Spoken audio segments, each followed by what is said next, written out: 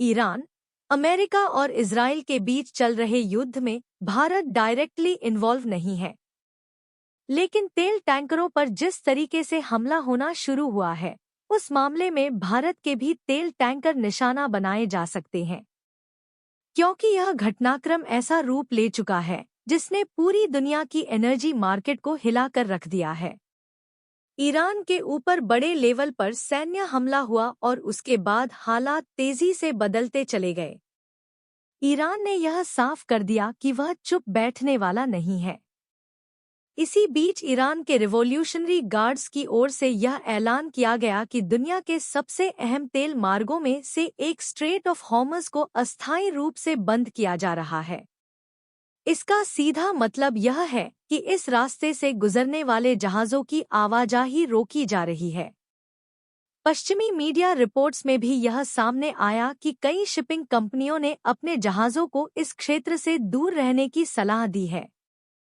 लेकिन इस समस्या से निकलने के लिए जो भारत ने तरकीब लगाई है, उसने पश्चिमी देशों को हैरान कर दिया, क्योंकि अमेरिका जिस चीज़ के लिए भारत को रोक कर रखना चाहता था, उसी चीज़ के लिए रास्ता अब साफ हो चुका है।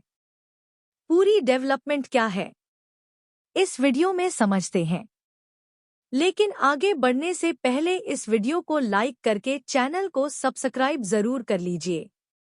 अब जरा सबसे पहले समझिए कि स्ट्रेट ऑफ हॉर्मुज़ इतना महत्वपूर्ण क्यों है। यह संकरा समुद्री मार्ग पर्शियन गल्फ को अरब सागर से जोड़ता है।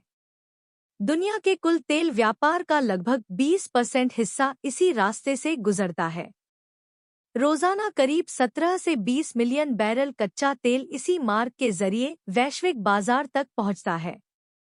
सऊदी अरब, कुवैत, इराक, यूएई और कतर जैसे बड़े तेल निर्यातक देश अपना ज्यादातर कच्चा तेल पहले पर्शियन गल्फ तक लाते हैं और फिर यहीं से दुनिया भर में भेजते हैं। कतर की बड़ी मात्रा में एलएनजी भी इसी मार्ग से एशिया और यूरोप पहुंचती है। ऐसे में अगर यह रास्ता बंद होता है तो सप्लाई चेन पर तुरंत असर पड़ता है।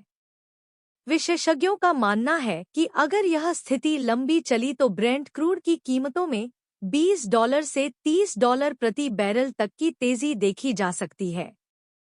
शिपिंग इंश्योरेंस महंगी हो जाती है, फ्रीट रेट्स बढ़ जाते हैं और ऊर्जा आयात करने वाले देशों पर अतिरिक्त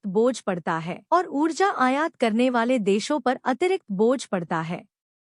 एशियाई देश जैसे भारत, चीन, जापान और दक्षिण कोरिया को तुरंत सप्लाई रिस्क का सामना करना पड़ सकता है। अब भारत की स्थिति को समझते हैं। भारत अपनी कुल कच्चे तेल की जरूरत का लगभग 50% आयात करता है। इसमें से लगभग 1 मिलियन बैरल प्रतिदिन कच्चा तेल सीधे स्ट्रेट ऑफ हॉर्मुज़ के जरिए आता रहा है। अगर यह सप्लाई बाधित होती है तो महंगाई, रुपया और चालू खाते के घाटे पर दबाव बन सकता है। लेकिन तस्वीर का दूसरा पहलू भी है।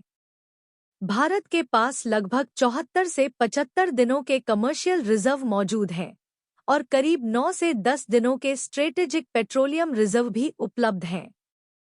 कुल मिलाकर करीब 85 दिनों का बफर भारत के पास है। यानी अचानक आई इस स्थिति से निपटने के लिए देश पूरी तरह असहाय नहीं है। यहीं से कहानी में आता है रूस का फैक्टर। रूस से आने वाला कच्चा तेल स्ट्रेट ऑफ हॉर्मुज़ से होकर नहीं गुजरता। वह बाल्टिक सागर, ब्लैक सी या आर्कटिक रूट्स के माध्यम से अंतर्राष्ट्रीय बाजार तक पहुंचता है। ऐसे में हॉर्मुज़ की बंदी का सीधा असर रूसी तेल पर नहीं पड़ता। अगर गल्फ सप्लाई घटती है तो बाजार में तेल की कीमतें बढ़ती हैं और उस स्थिति में रूसी तेल और भी आकर्षक हो जाता है। भारत पहले ही रूस से बड़े पैमाने पर रियायती दरों पर तेल खरीद रहा है।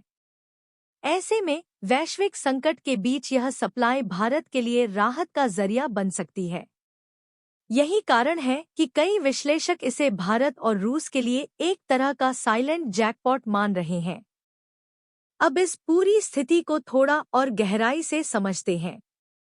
जब भी स्ट्रेट ऑफ हॉर्मुज़ में तनाव बढ़ता है तो उसका असर केवल तेल की कीमतों तक सीमित नहीं रहता। वैश्विक फाइनेंशियल मार्केट्स में अस्थिरता बढ़ती है। शेयर बाजार गिरते हैं और डॉलर इंडेक्स में तेजी देखने को मिलती है, क्योंकि निवेशक सुरक्षित निवेश की तरफ भागते हैं और ऊर्जा संकट की आशंका से घबराहट बढ़ जाती है। अगर हम इतिहास पर नजर डालें तो 2019 में जब खाड़ी क्षेत्र में टैंकरों पर हमले हुए थे, तब भी ब्रेंट क्रूड की कीमतों में कुछ ही दिनों में 8 से 10% की उछाल आ गई थी। 2022 में रूस यूक्रेन युद्ध के बाद तो ब्रेंट क्रूड $120 प्रति बैरल के पार चला गया था। यानी भूराजनीतिक तनाव और तेल बाजार का रिश्ता सीधा और गहरा है।